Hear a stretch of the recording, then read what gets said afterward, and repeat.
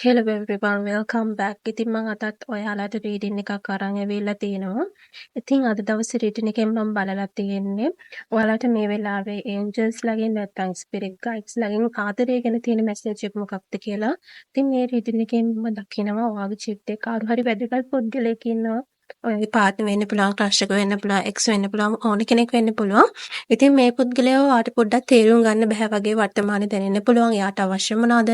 එයාට මොන වගේ තියන්නේ ෆීලින් එකක්ද තියෙන්නේ කියලා ඔයාට තේරුම් ගන්න බැරුව ඉන්නවා වෙන්න පුළුවන්. මොකද එයා වැඩිය එයාගේ ෆීලිංගස් එක්ස්ප්‍රෙස් කරන කෙනෙක් නෙමෙයි, පෙන්නන කෙනෙක් නෙමෙයි. ඒ නිසා ඔයා පොඩ්ඩක් කන්ෆියුස් වෙලා ඉන්නවා වගේ මම මෙතනින් දකිනවා. ඉතින් මෙතනදී යුනිවර්ස් එකෙන් නැත්නම් ඔයාගේ ස්පිරිට් ගයිඩ්ස් ලගෙන්, ඒන්ජල්ස් ලගෙන් තියෙන මැසේජ් එක තමයි එයා ඔයාට කටින් කිව්වේ නැතුණාට, ඇක්ෂන්ස් වලින් පෙන්නුවේ නැතුණාට එයාට මොනවද අවශ්‍ය, එයා මොන වගේ කෙනෙක්ද, එයාට මොන වගේ තියෙන ෆීලින් එකක්ද තියෙන්නේ කියලා ඔයා දැනටමත් දන්නවා. මොකද ඔයාගේ ඉන්ටුයිෂන් එක නැත්නම් ඔයාගේ ගට් ෆීලින් එක ඔයාට ඒක නිතරම කියනවා නැත්නම් කියන්න උත්සාහ කරනවා.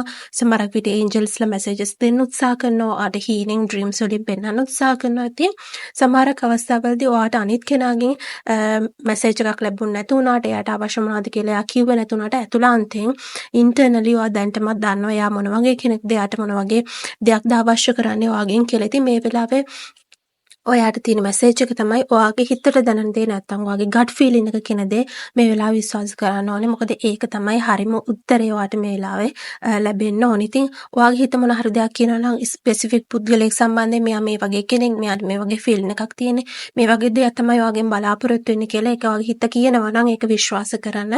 ඩවුට් එකක් තියාගන්න එපා. මොකද ඔයාගේ හිත කියන දේ හරියටම හරි කියන එක තමයි මේ වෙලාවේ ඔයාට දෙන්න තියෙන මැසේජ් එක යුනිවර්ස් එකේ නැත්නම් ස්පිරිට් ගයිඩ්ස් ලගෙන්. ඔයාව සැක කරන්න යන්න එපා. ඒ දේ පොසිටිව් දෙයක් වුණත් නෙගටිව් දෙයක් වුණත් ඔයාට දැනෙන දේ හරිම දේ කියලා ඔයාට යුනිවර්ස් එකෙන් මතක් කරනවා. ඉතින් මම හිතනවා මේ රීඩින් එකෙන් ඔයාට උදව්වක් වෙන්න ඇති කියලා. ඉතින් ඔයාලා දිගටම මේ වගේ රීඩින්ග්ස් බලන්න කැමති නම් මාව ෆලෝ කරලා තියාගන්න.